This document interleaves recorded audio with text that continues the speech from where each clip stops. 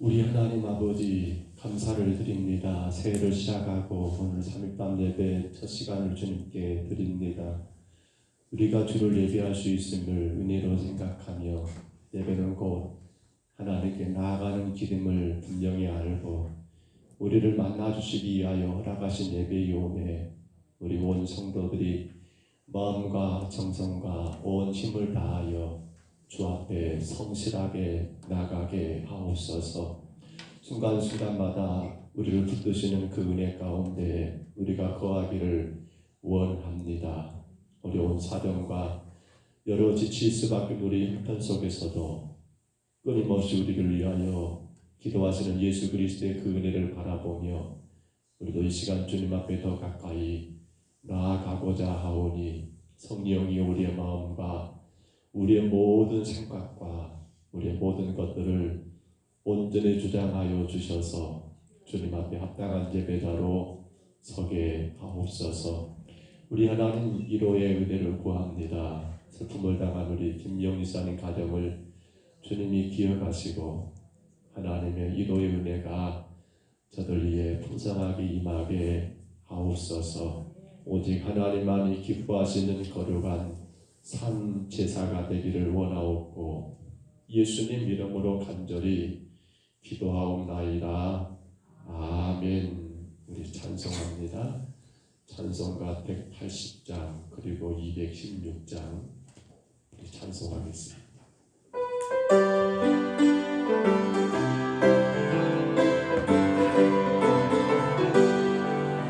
하나님을 앞할 소리 전개 진동할 때에 예수 영광 그대 거룩하시고 성사도를 세계 바꾼 모든 것을 보내며 구원받은 성도들을 모으리 나팔 때 나를 내고 나팔 때 나를 내고 나팔 때 나를 내고 오를 때에 잡지 잡혀가야 돼 구름 속에 잠자던 나 위에 다시 일어나 영화로운 구원 승리 얻으리 주가 택한 모든 성도는 따라온다 공중에서 주의 얼굴 배우리 나팔 때 나를 내고 나팔 때 나를 내고 나팔 때 나를 내고 오를 때에 잡지 잡혀가야 지금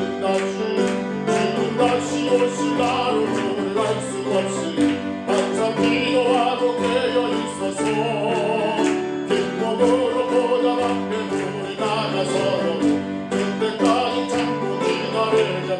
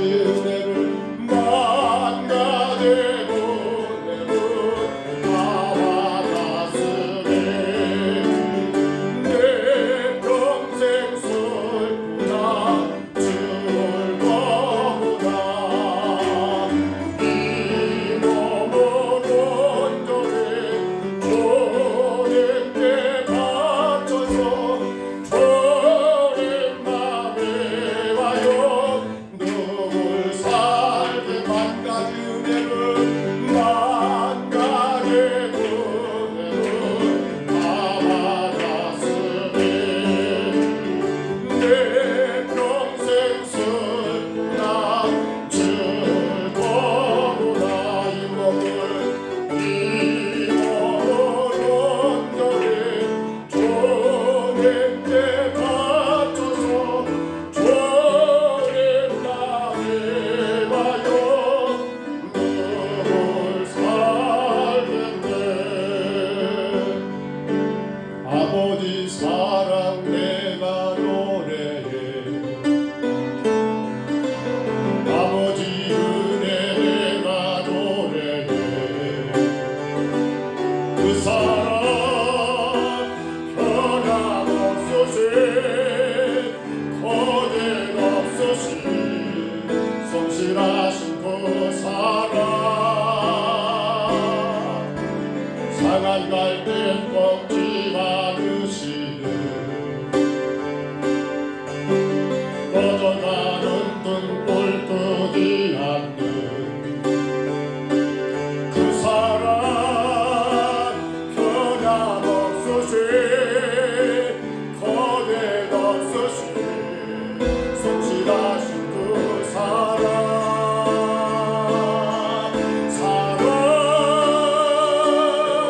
그 사랑 나 위에 죽으신 나 위에 다시 사신 예수 그리스도 다시 오실 그 사랑 죽음도 생명도 천사도 하늘에 어떤 권세도 얻을 수 없는 도란 그 사랑 예수 다시 한번 할게요. 아버지 사랑 내가 노래해 아버지 은혜 내가 노래해 아버지 은혜 내가 노래해 그 사랑 변함없으신 그 사랑 변함없으신 거짓없으신 성실하신 그 사랑 상한 갈대 꺾지 않으시는 꺼져가는 등불 끄지 않는 그 사랑 변함없으신 거짓없으신 성실하신 그 사랑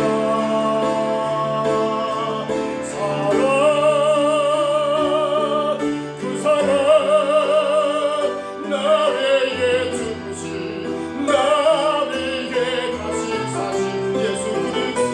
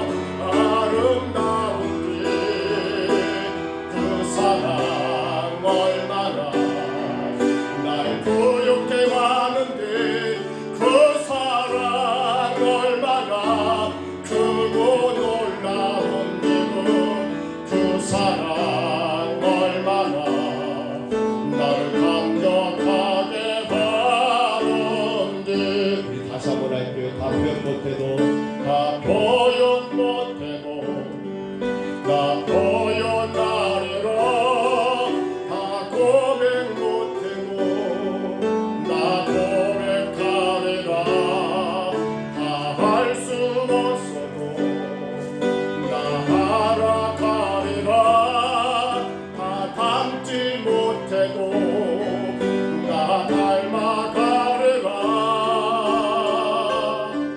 다 표현 못해도 나 표현하리라 다 고백 못해도 나 고백하리라 다 할 수 없어도 나 알아가리라 다 담지 못해도 나 닮아가리라 그 사랑 얼마나 아름다운데 그 사랑 얼마나 나를 부욕해 하는데 그 사랑 얼마나 크고 놀라운데로 그 사랑 얼마나 나를 감격하게 하는 그 사랑 얼마나 그 사랑 얼마나 크고 놀라운데로 그 사랑 얼마나 날 부욕해 하는데 그 사랑 얼마나 크고 놀라운데로 그 사랑 얼마나 나를 감격하게 하는 한 번 더 그 사랑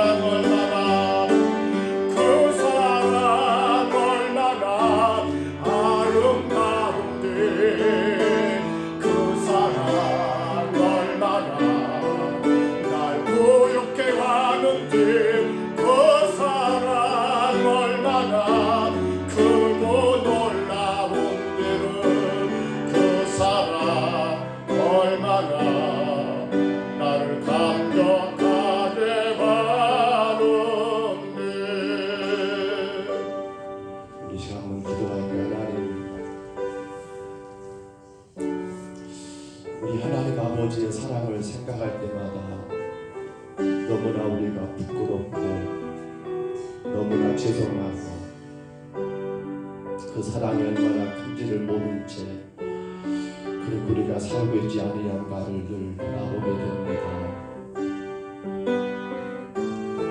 남편이 아내를 사랑하고 아내가 남편을 사랑하는 것, 부모가 자녀를 사랑하고 자녀가 부모를 사랑하는 것, 성도가 교회 안에 모든 믿음의 식구들이 서로 사랑하고 존중하는 것, 이거 너무나 크고 아름다운 일이지만 그러나 이보다 더 크고 더 놀라운 사랑, 우리 하나님 아버지 우리를 구원하기 위하여 예수님을 당신의 하나밖에 없는 독생자를 십자가에 내놓으신 그 사랑, 죄로 인한 죽어야 할 나를 다시 살리시기 위하여 당신의 독생자를 내버리신 그 사랑, 우리가 살아가는 날 동안 잊지 말아야 할 가장 귀한 사랑, 이 사랑으로 주여 올 한해도 승리하기를 기도하십니다. 어떤 상황, 어떤 환경, 어떤 자리에 내가 놓인다 할지라도 내가 그 사랑 하나만 붙들고 내가 그 사랑 하나만 의지하며 그 모든 것에서 일어나 주님께 영광 되기를 위하여 기도하십시다. 또 기도할 때 하나님 정말 우리 안에 그 사랑이 날마다 사록사록 자라나기를 원합니다.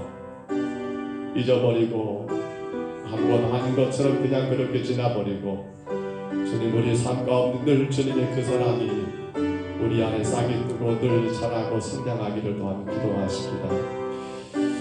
우리가 알고 있는 것처럼 우리 김명리 사는 가정 하나님 부친상을 당했는데 하나님께서 함께해 주시기를 기도해 주시고요. 오늘 삼조가 들리라를 통해서 우리가 하나님 주신 말씀을 깨닫을 수 있도록 우리 시간 2분 동안만 통성으로 기도하시겠습니다. 거룩하신 하나님,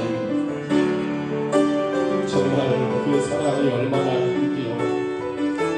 정말 그 사랑이 얼마나 놀라운지요. 그 사랑, 그 어떤 것으로도 그 무엇으로도 비교할 수 없는 그 사랑, 그 사랑이 하나님 오늘 우리를 여기까지 인도하셨음을 기억하게, 그 사랑이 나를 세웠고 그 사랑이 나를 붙들었고 그 사랑이 나를 주의 찾으러 그 사랑 안에 주님 우리가 살아왔던 것을 잊지 않기를 원합니다. 그 사랑이 아니었다면, 그 사랑이 없었다면 아무것도 아닌 저희들 너무도 감격스럽고 너무도 이기한 아름다운 그 사랑 안에 살기를 원합니다. 주님, 오나옵기는 우리가 살아가는 모든 삶 가운데 아무리 세상 것으로 인하여 하나님 분주하고 바쁘다 할지라도 늘 순간순간마다 그 사랑을 주님 잊지 않게 하시고 그 사랑으로 우리의 삶의 모든 환경 속에서도 주님 일어나게 하시며 감당하게 하시며 뛰어넘게 하시며 승리하게 하시사 오직 그 사랑 하나님께만 영광과 찬양 올려드리는 우리 삶이 되게 하옵소서. 주여, 이 밤도 오나옵기는 슬픔을 당한 아버지 김경일 산 가정을 기억해 주시고 하나님 그 사랑으로 인도해 주시옵소서. 그 사랑으로 풀어 주시옵소서. 그 사랑으로 하나님께서 안아주시고 그 사랑으로 그의 눈에 눈물을 닦아주시며 하나님께서 인도하여 주옵소서. 삼손과 들리라를 통해서 주님의 말씀을 듣기 원합니다. 하나님 이 시간도 역사하시고 우리가 온전히 주님께 드려지는 예배로 우리 하나님 앞에 나가게 하옵소서. 홀로 영광만 받으실 수 있습니다. 주님 함께하여 주시옵소서. 주님 도와주시옵소서.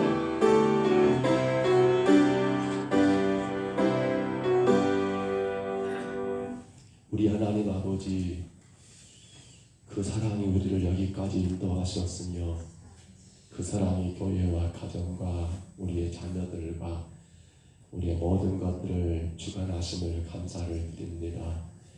그 사랑을 잊지 아니하고 늘 그 사랑에 감격하며 그 사랑으로 나 힘을 얻고 세상의 어떤 상황과 환경이 우리 가운데 몰아닥친다 할지라도 오직 그 사랑 하나로 주님의 영광을 드러낼 수 있도록 주여 저희들을 붙드시고 인도하여 주옵소서. 주님 간절히 원하오니 2022년도 올 한해도 예수 그리스도의 십자가의 그 사랑, 아버지 하나님의 그 크신 사랑으로 인하여 우리 교회가 우리 모든 믿음의 권속들이 주님의 영광을 바라보게 하시고 오직 주의 거룩한 나라를 세우는 하나님의 귀한 종들 되게 하옵소서.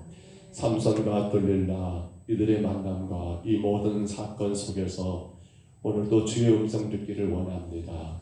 성령님, 우리에게 말씀하여 주시고 아버지 예배를 드렸지만은 주의 음성을 듣지 못한다면 너무나도 안타까운 일이기에 하나님 이 짧은 시간에도 음성을 듣는 저희들 되게 하시고 그 음성 따라 순종하고 실천하는 우리 모두가 되게 하옵소서. 인도하심을 감사하옵고 예수님 이름으로 간절히 기도하옵나이다. 아멘. 우리 사사기 16장 4절로 9절까지 말씀입니다. 사사기 16장 4절로 9절입니다.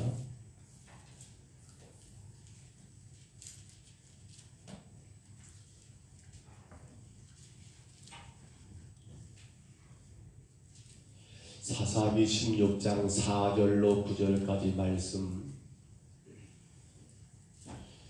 사사기 16장입니다. 우리 화면의 말씀을 참고하시고요. 4절부터 사사기 16장 4절로 9절입니다. 우리 같이 한번 읽습니다. 이후에 삼손이 소래 골짜기에 들릴라라 이름하는 여인을 사랑하며 블레셋 사람의 관객들이 그 여인에게로 올라가서 그에게 이르되 삼손을 깨워서 무엇으로 말미암아 그 큰 힘이 생기는지 그리고 우리가 어떻게 하면 능히 그를 결박하여 굴복하게 할 수 있을는지 알아보라.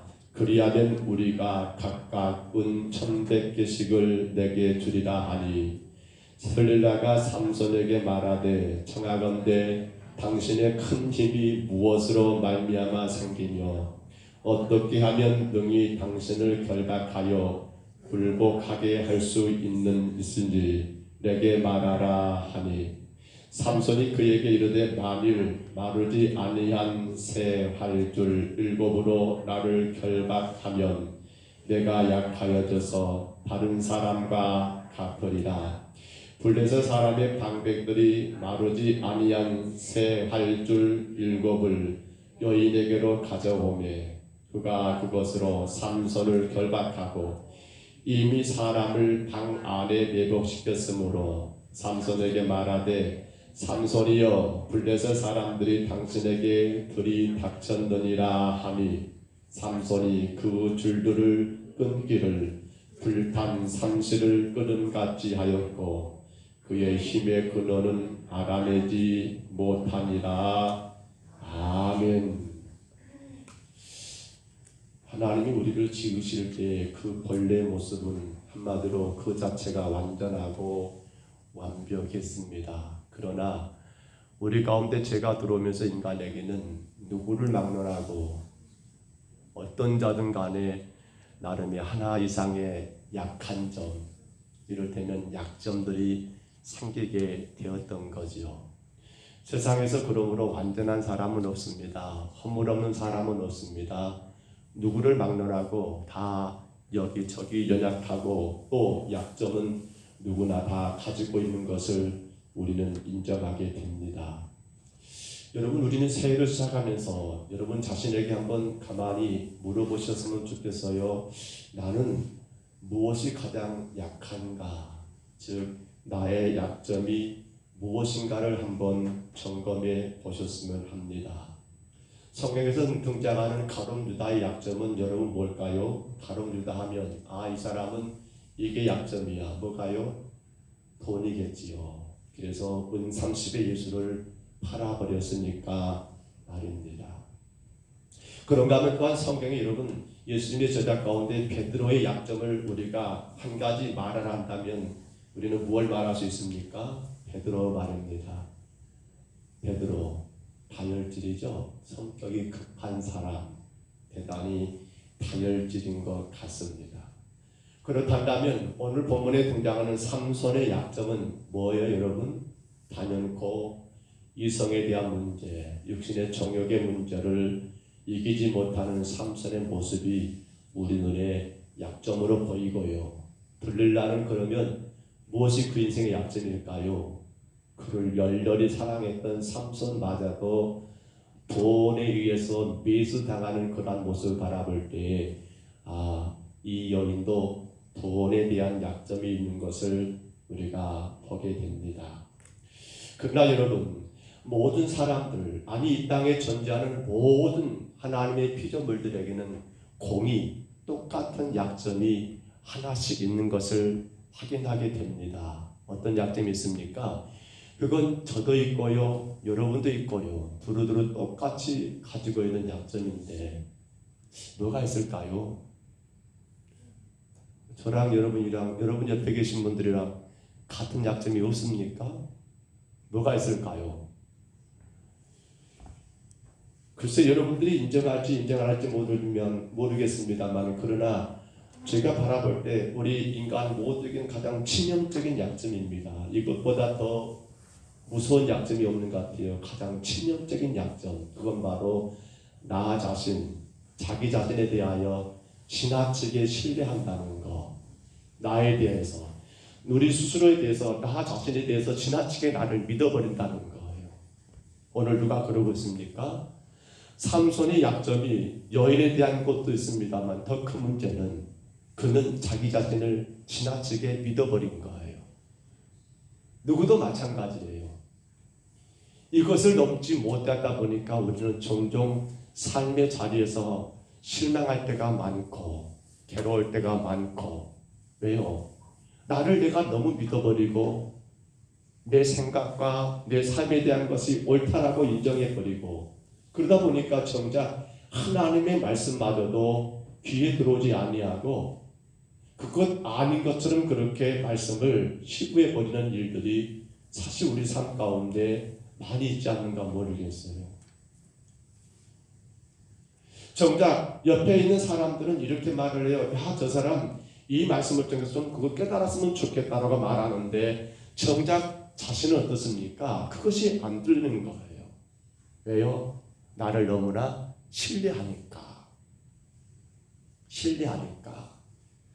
물론 목사님 제가 어떤 한 사람을 대상으로 해서 설교하지는 않습니다. 그런데 때론 어떤 말씀들이 선포될 때면 그런 기대를 갖게 되는 것 같아요. 그래, 오늘 이 말씀, 오늘 이 예배를 통해서 우리 성도들이 이렇게 달라졌으면 참 좋겠다, 그런 기대를 가지게 되더라고요.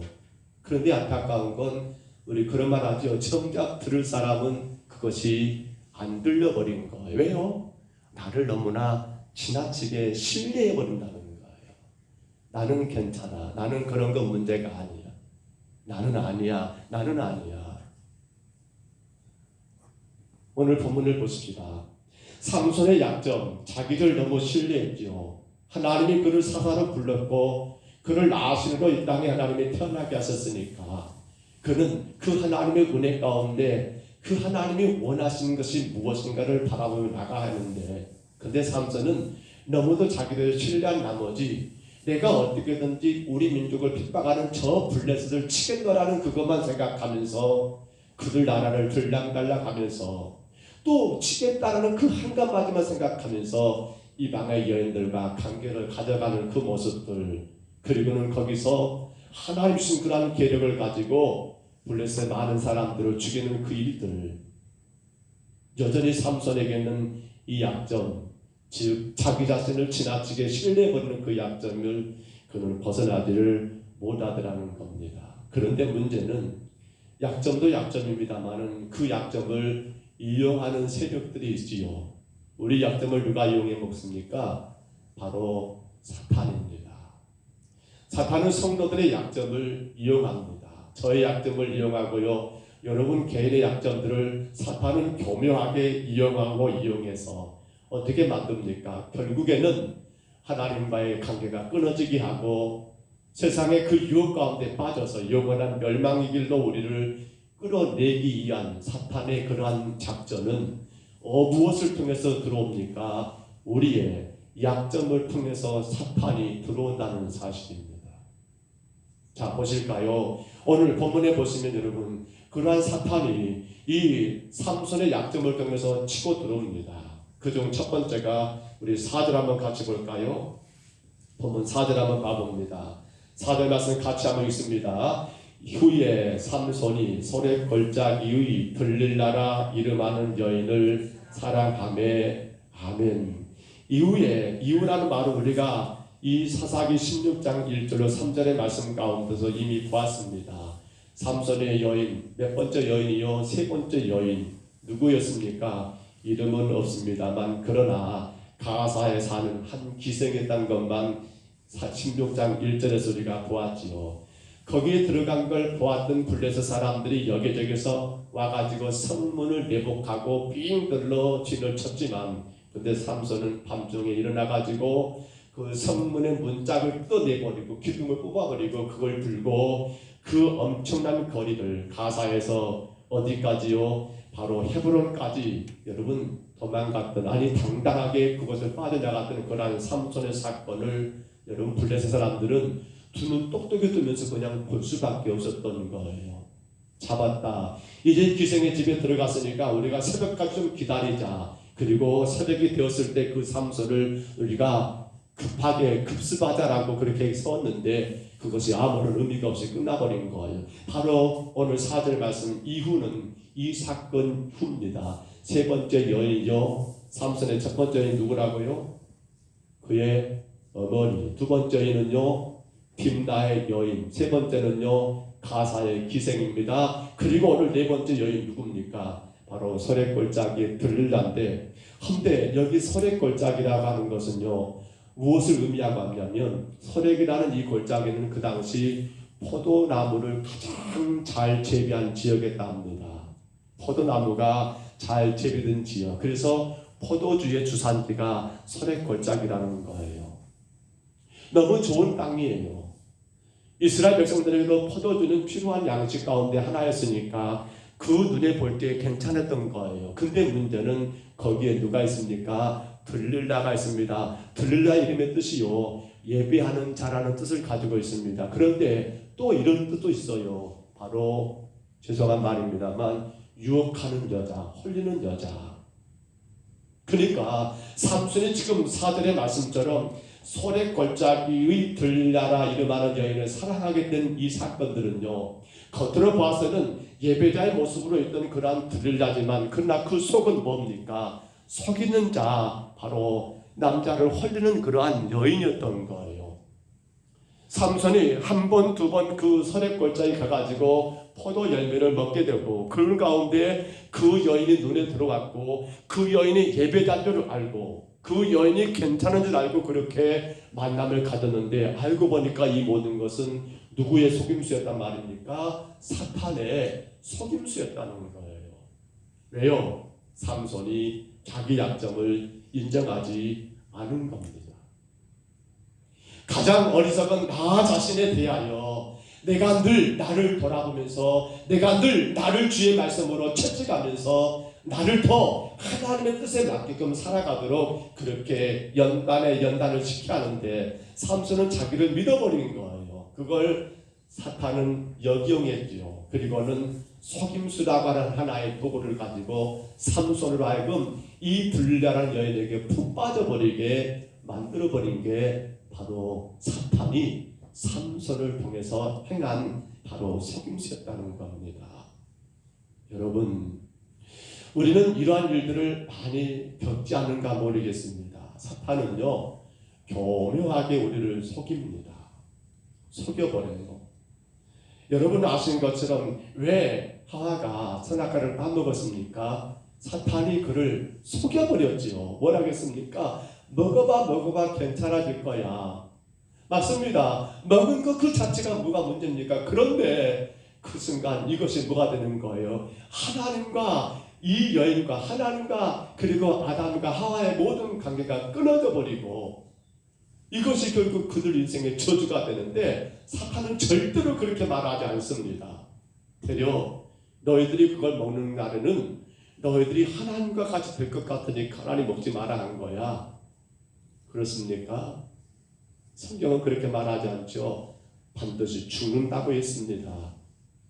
안 죽어 괜찮아. 그분이 너희들에게 뻥친 거야. 먹어봐 그렇게 말해버린 거예요. 결국 아담과 하와는 그 사탄의 속임수에 넘어가게 되었고 결과는 뭐가 되는 거예요? 하나님과 모든 관계가 끊어지는 바로 영적인 죽음의 위치에 처하게 된 것 아니겠습니까? 그래서 잠언 한번 올려줘 보세요. 6장 25절 한번 같이 한번 읽어볼까요? 같이 있습니다. 내 마음에 그의 아름다움을 탐하지 말며 그 눈꺼풀이 홀리지 말라. 내 마음에 그의 아름다움을 탐하지 말며 그의 눈꺼풀을 그 눈꺼풀로 눈으로 깜빡깜빡 홀리는 것에 홀리지 말라고. 누가 하는 일이에요? 바로 사탄이 그렇게 사람을 넘어뜨리라는 거예요. 하나 더 볼까요? 디모데전서 4장 1절입니다. 같이 한번 읽어봅니다. 디모데전서 4장 1절 같이 읽습니다. 그러나 성령이 밝히 말씀하시기를 후일에 어떤 사람들이 믿음에서 떠나 미혹하는 영과 귀신의 가르침을 따르리라 하셨으니 아멘. 여기 미혹하는 영 누굽니까? 바로 사탄입니다. 사탄은요 우리를 미혹합니다. 속임수로 우리를 넘어뜨리는 그런 존재가 사탄이라는 거예요. 뭘 통해서요? 우리의 약점입니다. 어떤 약점이요? 가장 큰 약점은 바로 나 자신을 지나치게 신뢰해버리는 그 약점 말입니다. 나는 괜찮아. 나는 절대로 넘어지지 않을 거야. 나는 괜찮아. 이 약점 말입니다. 보세요. 그런데 사탄의 이러한 공격은요, 우리 약점을 통하여 이 삼손의 약점을 통한 공격은 여기서 끝나지 않습니다. 처음은 속임수였어요. 그런데 그 다음은 어떻게 진도가 나가고 있는가 볼까요? 6절 한번 봐봅니다. 보면 6절 한번 보실게요. 6절 같이 한번 읽어볼까요? 6절입니다. 들라가 삼손에게 말하되 청하건대 당신의 큰 힘이 무엇으로 말미암아 생기며 어떻게 하면 능히 당신을 결박하여 굴복하게 할 수 있을는지 내게 말하라 하니 아멘.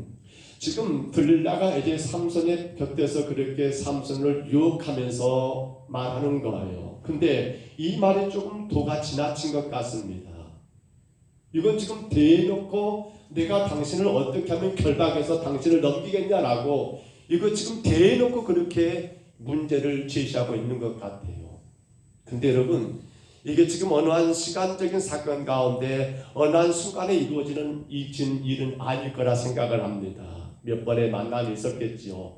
그러면서 이야기를 보십시다. 여기 보시면 이 들릴라가 삼손에게 묻고 있는 것이 여러분 처음에는 그냥 작은 것부터 시작하고 있는 걸 보게 됩니다. 처음은 뭐예요? 바로 삼손이 그러는 거예요. 첫 번째 만남 때 지금 이 6절의 말씀 안에는 여러분 그 만남이 지금 몇 번 진도가 나갔는지 모릅니다만 첫 번째 만남 때는 아마도 이 들라가 삼손에게 그랬을 거예요. 당신의 힘의 원천은 무엇입니까? 6절에 보신 것처럼 당신은 큰 힘이 무엇으로 말미암아 생기며 라고 그 힘의 원천이 무엇이냐라고 처음에 그렇게 이야기를 물었던 거예요. 아니 당신 내가 가만히 보니까 근육도 있고 참 힘이 세게 보이는데 아니 당신 어떻게 그 힘이 어디서 나오는 거야? 라고 들라가 삼손 곁에서 바짝 곁에서 자꾸 그렇게 말을 하니까 이렇게 시작되는 거예요. 여러분 그거 이야기해 줄 수 있지 않을까요? 그러잖아요.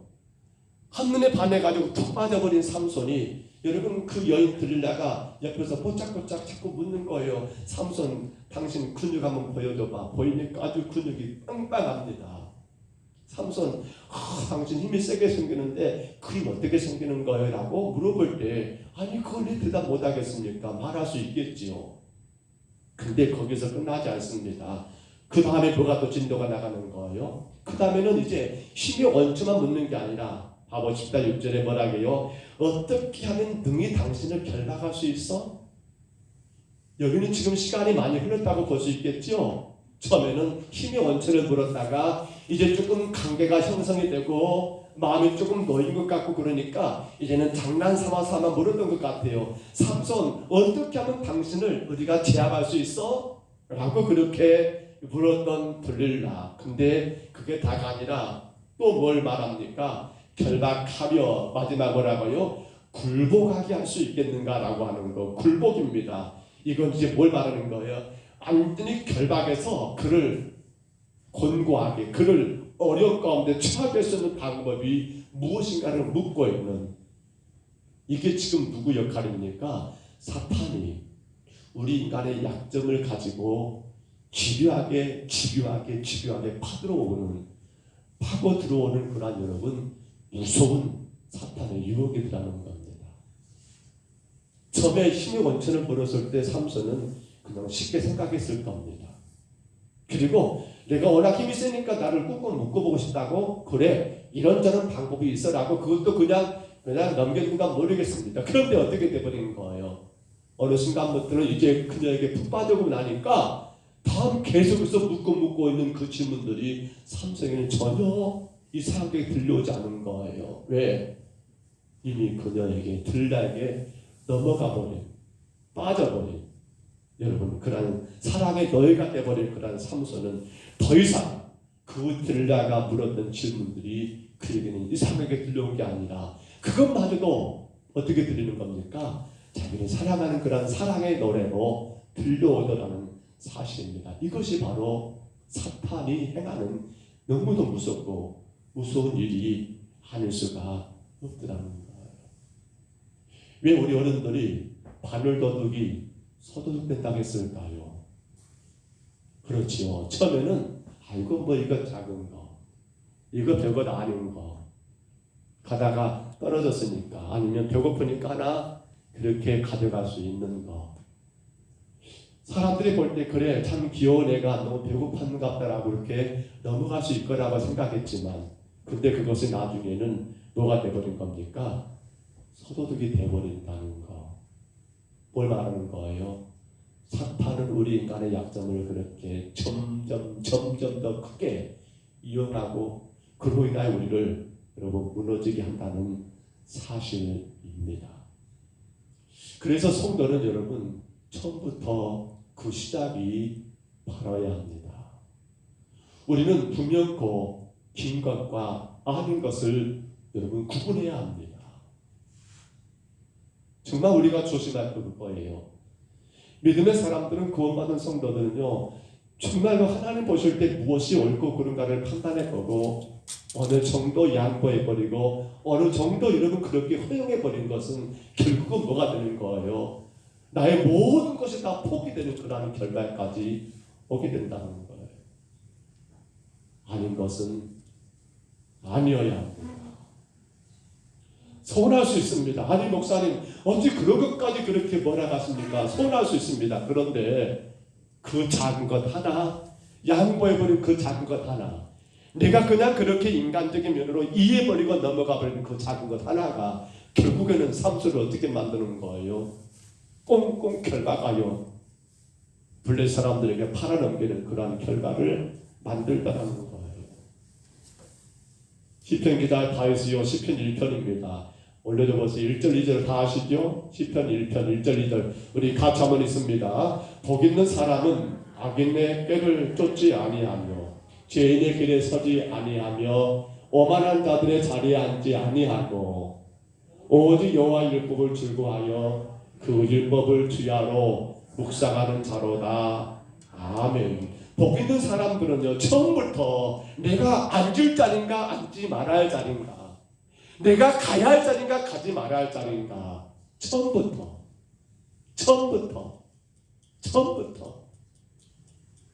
여러분 절대로 작은 것에 그냥 넘어가면 안 됩니다. 괜찮아 이 정도는 그거 양보해버리면 들라의 시작이 뭐였습니까? 힘의 원천 뭐야? 어떻게 하면 당신을 결박할 수 있어? 어떻게 하면 당신을 곤란하게 처할 수 있어? 나중에는 팔아넘잖아요. 처음부터입니다. 사탄은 그렇게 우리를 지금도 교묘하게 이용하고 있다는 사실이에요.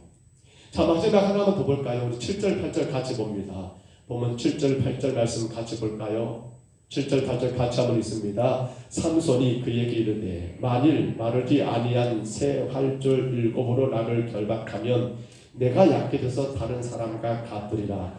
블레셋 사람의 방백들이 마르지 아니한 새 활줄 7을 여인에게로 가져오매 그가 그것으로 삼손을 결박하고 아멘. 이제 삼손이 그 들라 여인 당신이 사랑하는 그 여인의 유혹에 끝내 하나씩 말을 해주는데 여기 보니까 마르지 아니한 새 활줄을 말합니다. 여기 활줄은요 여러분 어떤 의미일까요? 주석을 찾아보니까 그 당시 이러한 여러분 어떤 좋은 그런 줄은 어떤 곳에서 만드냐면 칡에서 만다가 들어가요. 칡줄이라는 말을 써요.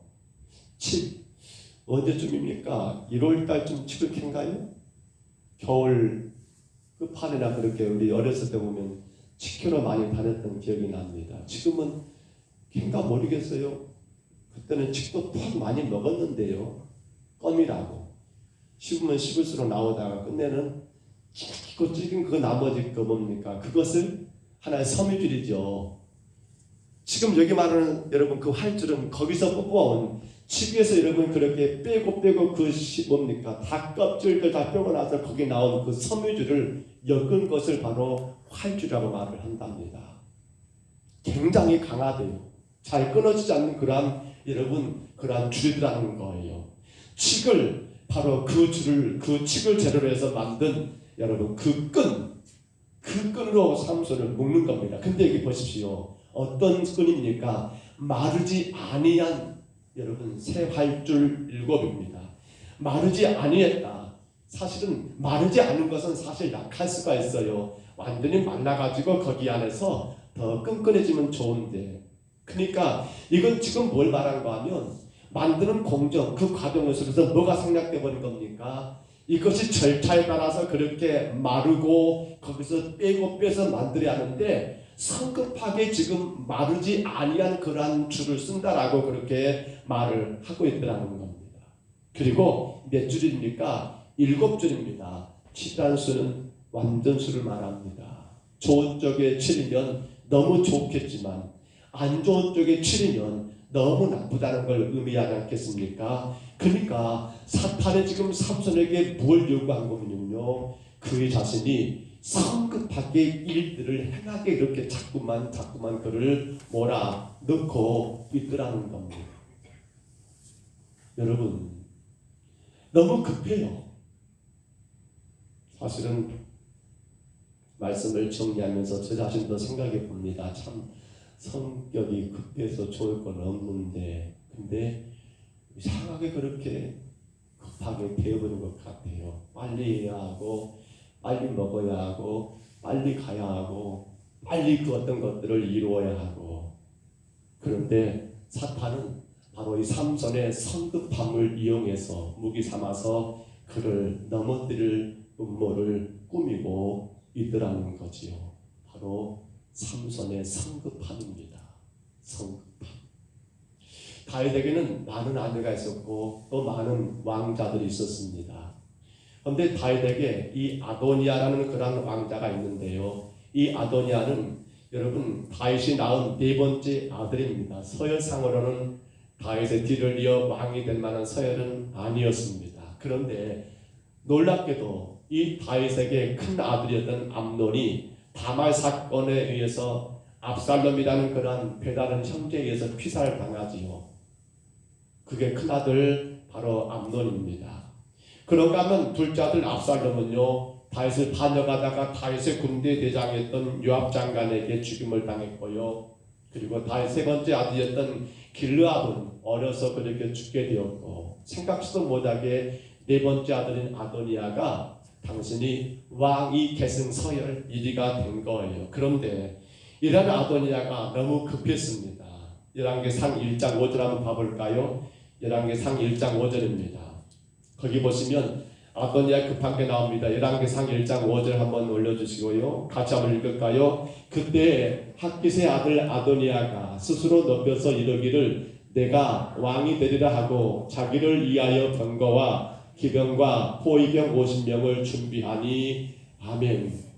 사실 그는 성급할 이유가 없습니다. 기다리고만 있으면 그는 저절로 왕의 서열이 그가 첫 번째니까 왕이 될 수 있는 그런 일이 가깝겠죠. 물론 하나님의 계획이 어딘지 모르지만 말입니다.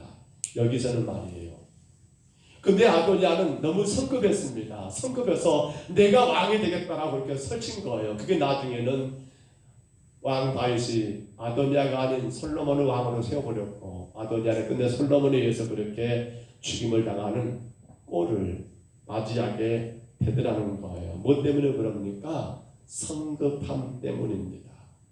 우리가 서두에서 본 것처럼 베드로가 왜 망했습니까? 그 인생이 왜 여러분 곤고한 인생이 되었습니까? 너무도 성급했던 베드로가 그 결과를 맞이하게 되었던 것입니다. 그러므로 우리는요, 사탄은 자꾸 우리를 성급하게 급하게 끌고 가는데 그때마다 깨달아야 합니다. 아, 이거 사탄이 나를 지금 유혹하고 있구나. 지금 사탄이 나를 지금 넘어뜨리려고 이런 작전을 펴고 있구나라고 생각하면서 우리는 그때마다 성급함이 아닌 조금 더 침착하게 느긋하게 한 번 더 생각하고 한 번 더 생각하는 가운데 성실하게 주의 사명을 감당하는 오늘 저와 여러분 되시기를 간절히 바랍니다. 이제 말씀을 정리하겠습니다. 여러분, 그렇다면 우리 약점 어떻게 고칠 수 없을까요? 여러분의 약점 고칠 수 있는 방법이 없을까요? 근데 사실 대단히 어려운 것 같습니다. 허나 우리 성경 이 말씀 한번 같이 보면 우리가 한 가지 깨달을 수 있는 길은 있는 것 같아요. 고린도후서 12장 10절입니다. 고린도후서 12장 10절. 제가 안 올렸던가요? 고린도후서 12장 10절. 제가 안 올리는 것 같네요. 고린도후서 12장 10절입니다. 한번 찾아보실까요? 제가 한번 읽어드릴게요. 그러므로 내가 그리스도를 위하여 약한 것들과 능력과 공핍과 박해와 권고를 기뻐하노니 이는 내가 약한 그때의 강함이라. 아멘. 이 말이 무슨 말인가 하면 바울 사도가 자기 약한 것이 있었습니다. 바울의 약점 뭡니까? 바로 그의 거질병 안질이었습니다. 눈이 안 좋은 거예요. 이것 때문에 바울이 하나님께 몇 번이고 간구했지요. 근데 그때마다 하나님의 음성은 딱 하나였습니다. 고린도서 12장 9절이었습니다. 이런 말씀이었죠. 내 은혜가 내게 족하다. 내 은혜가 내게 족하다. 이는 내 능력이 약한 데서 원전하여 짐이다 라고 하나님이 그렇게 말씀하는 거예요. 사실 바울 자기 자신은 우리도 그러죠. 눈에 티 하나만 들어가도 힘들고 어려운데 그러니까 눈이 너무나 안 좋아가지고 사물을 확인할 수 없다든지 이런 상황에 처하게 되니까 하나님 나 이것 때문에 복음 전하는데 방해가 돼요. 나 이거 고쳐달라고 그렇게 간구했지만 주님은 아니야. 그건 너에게 은혜야. 너 그것 때문에 네가 사는 거야. 너 그것 때문에 네가 지금 승리하는 거야. 왜요? 바울의 그 약점을 그는 알기 때문에 더 하나님 앞에 뭐한 거예요? 엎드린 거예요. 겸손한 거예요. 더 하나님 앞에 자기 자신을 버리고요. 더 하나님만 의지하게 된 거예요. 만약에 바울에게 그런 약점이 없었다면 그럼 어떻게 됐을까 모르겠습니다. 하나님은 그래서 바울아 그게 너한테 은혜야. 여러분 그렇습니다. 우리에게 약점은 다 있습니다. 그런데 그 약점을 우리가 극복하는 방법이 무엇입니까? 바로 그 약점을 우리는 하나의 도구로 알고 이걸 통해서 하나님 앞에 더 겸손하자는 겁니다. 이걸 통해서 더 하나님을 의지하라는 겁니다. 우리 인간이 그럴 수밖에 없습니다. 연약한 우리가 여러분 주님의 은혜가 아니면 안 된다는 걸 알기 때문에 그걸 깨닫게 하기 위해서 하나님은 우리 가운데 이모저모 약점을 주셨다는 거예요. 이걸 우리는 이렇게 말합니다. 약점을 무엇으로 만들라는 거예요? 강점으로 만들라는 거예요. 강점. 장점이 아닙니다. 강점입니다. 강점. 오히려 그 약점이 내가 하나님 앞에 더 믿음으로 강한 자가 되게 만드는 거. 내가 그 약점 때문에 더 주님 앞에 가까이 나가게 만드는 거. 나를 강하게 만드는 강점. 약점을 뭐가 되게 하라 말입니까? 강점이 되게 하라는 그러한 말씀이지요. 하나 이야기를 드리고 말씀을 맺겠습니다. 사슴 이야기 아시죠? 한 숲속에 연못에 아주 뿔이 예쁜 사슴이 연못 속에서 자기 얼굴을 가만히 보게 되었답니다. 보니까 자기 머리에는 뿔이 얼마나 아름다운지 몰라요. 사슴은 그때 흐뭇했습니다. 내가 이렇게 예쁜 뿔을 가지고 있어. 그런데 그러한 순간 사슴의 눈에 비춰진 것은 너무도 연약한 그런 자기 다리입니다. 보잘것없는 그 뾰족한 다리를 보면서 사슴은 마음속으로 한숨을 쉬는 거지요. 왜 내 다리는 이렇게 얇고 이렇게 약한 거야? 너무 약하게 보이는 거예요. 볼품없는 그러한 다리. 그런데 그러한 순간에 그 사슴을 가만히 주시하는 사자가 그를 잡기 위해서 덮치는 거죠. 이제 사슴이 무엇으로요? 볼품없는 그 다리의 힘을 이용해서 그 사자를 피하여 숲으로 도망가게 된 겁니다. 근데 도망간 사슴이 뭐 때문에? 뿔 때문에 숲풀에 걸려 사자의 먹이가 되어버린 거죠. 사자에게 잡혀 먹이는 사슴이 무슨 말을 했을까요? 한번 올려줘 보세요. 별말을 안 했어요. 그런데 우리 한번 생각할 말입니다. 같이 한번 읽어볼까요? 내가 부끄러워하던 그 다리 때문에 위기를 모면했는데 오히려 자랑스러워하던 뿔 때문에 잡혀 죽는구나 라고 하면서 내가 부끄러워하던 다리 때문에 사슴은 도망갈 수 있었지만 이 길을 피할 수 있었지만 자기가 자랑스럽게 이겼던 그것 때문에 되려 사슴이 사자에게 잡혀 죽게 됐다는 겁니다. 뭘 말합니까? 우리에게 그 약점이 결코 문제점이라고는 보지 않습니다. 다만 그 약점 가운데 하나님은 우리를 뭘 요구하신 거예요? 네가 더 나에게 겸손해야 해. 네가 나에게 더 나를 의지해야 해. 왜 하나님이 우리 인간에게 여러 가지 약점들을 주셨을까요? 더 하나님 아니면 안 되는 우리 자신들을 깨닫게 하기 위한 것이 아니었을까요? 그런데 삼손은 이것이 없습니다. 오늘 본문에서는 아직 삼손의 인생의 결말이 아직 안 왔습니다만 그러나 다음 시간 또 다음 시간에 보실 때 삼손은 결국 어떻게 되는 거예요? 그 약점을 강점으로 만들지 못했던 삼손은 결국 그 약점으로 인해서 그 인생이 패가망신하는 비참한 결말을 맞이하게 된 것은 자기 약점을 여러분 바르게 발견하지 못했고 그 약점을 강점되게 하지 못한 결과인 것을 우리가 깨닫게 됩니다. 오늘도 그러므로 저와 여러분은 우리 약점을 분명히 인정하십시다. 내가 나를 지나치게 신뢰하는 거 그게 이건 죄야. 나는 절대로 안전한 자가 아니야. 주님 아니고는 나는 할 수가 없어 라고 하면서 그 약점을 알기에 더 겸손하시기를 바랍니다. 그 약점을 안다면 더 주님을 의지하시기를 바랍니다. 그것이 바로 우리를 약점에서 강점으로 바꿔주는 귀한 축복이 될 줄로 믿습니다. 이 은혜가 오늘 저와 여러분에게 풍성하시기를 주의 이름으로 축복합니다. 주의 이름으로 축원합니다. 우리 하나님 아버지 감사합니다. 삼손이 들나가는 여인과의 만남 속에서 그 약점을 깨닫지 못함으로 인하여 점점 더 어려운 가운데 처하게 되는 그 과정들을 이 시간 잠깐 우리가 말씀 속에서 보았습니다. 거룩하신 하나님, 우리 안에 여러 가지 약점들이 있습니다. 이 약점을 깨닫지 못하면 우리는 사탄의 속임수에 넘어가기가 너무나 쉽습니다. 이 약점을 깨닫지 못하다 보면 우리는 처음부터 그 어떤 것들이 문제가 안 될 거라고 별것 아닌 것처럼 그렇게 넘겨버려 마침내는 큰 죄를 범할 수 있을 수밖에 없는 우리 존재인 것을 깨닫습니다. 그 약점으로 인해서 삼손은 너무도 마음이 급해졌고 급한 것이 결국에는 올무가 된 것을 우리가 깨닫습니다. 그러므로 주님, 바울 사도의 약점이 오히려 그 인생의 강점이 되어서 그를 하나님께 더 겸손한 자로 만들었고 그를 더 하나님 의지하는 자로 만들었던 것처럼 오늘 전과 우리 귀한 성도들의 삶의 모든 약점들이 우리 신앙의 강점이 되게 하옵소서. 더더욱 주 앞에 겸손하게 하옵소서. 더 주님 의지하며 주님을 부르짖고 나가는 귀한 믿음으로 세워 주시옵소서. 그로 말미암아 우리 평동서북교회가 주 앞에 큰 복을 받는 교회가 되게 하시고 환경과 여건과 상황과 모든 것들은 너무도 열악하지만 그러나 그것 가운데서 우리가 더 주를 의지함으로 말미암아 더 강건해지고 더 아름다워지고 더 놀라운 구원의 역사를 감당하는 복된 재단 되게 하옵소서.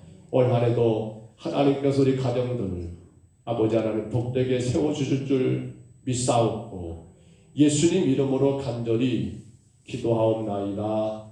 아멘.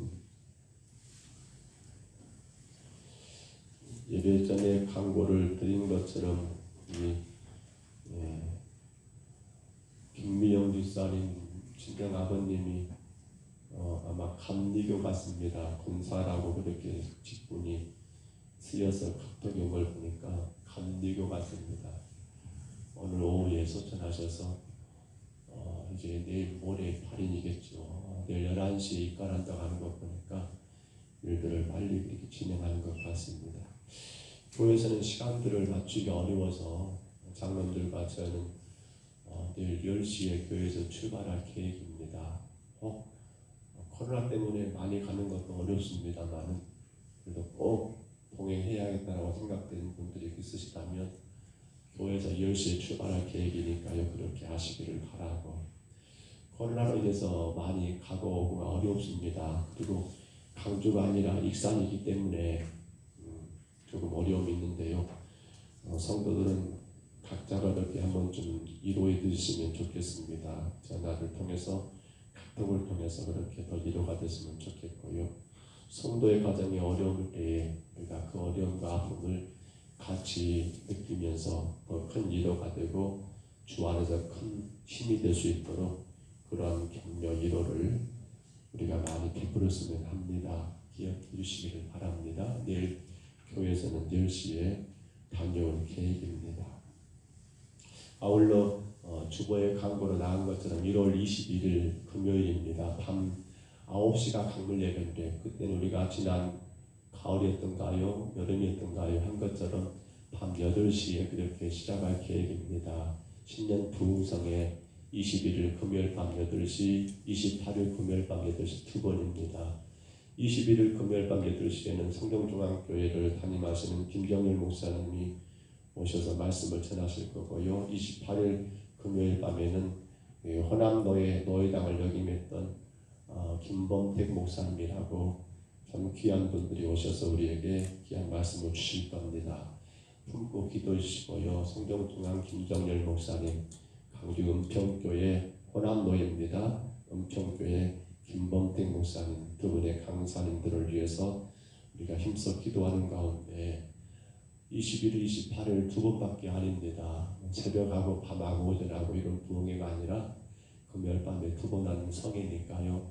온 성도들의 자녀들과 함께 우리가 잘 어려움 중에도 새해를 시작하면서 하나님 은혜와 말씀으로 힘을 얻을 수 있는 그런 기회가 될 수 있도록 더 많이 기도하시고 또 우리가 지혜롭게 잘 건강하게 성회가 이루어질 수 있도록 참여할 수 있도록 그렇게 힘써 주시기를 부탁을 드립니다. 꼭 기도하시기를 바랍니다. 다른 거 알리실 거 있을까요? 각 구역의 인도자님들은 구역 인도하시는 공과를 준비해 놓았습니다.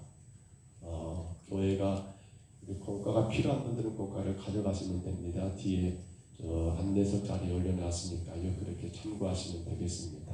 구역 인도자님들이십니다. 다른 거 알리실 거 없으면 우리 주님 가르친 기도로 예배를 피하겠습니다. 하늘에 계신 우리 아버지여, 이름이 거룩히 여김을 받으시오며 나라의 임하옵시며 뜻이 하늘에서 이룬 것 같이 땅에서도 이루어지이다. 오늘날 우리에게 일용할 양식을 주옵시고 우리가 우리에게 죄진 자를 사하여 준 것 같이 우리 죄를 사하여 주옵시고 우리를 시험에 들게 하지 마옵시고 다만 악에서 구하옵소서. 대개 나라와 권세와 영광이 아버지께 영원히 있사옵나이다. 아멘.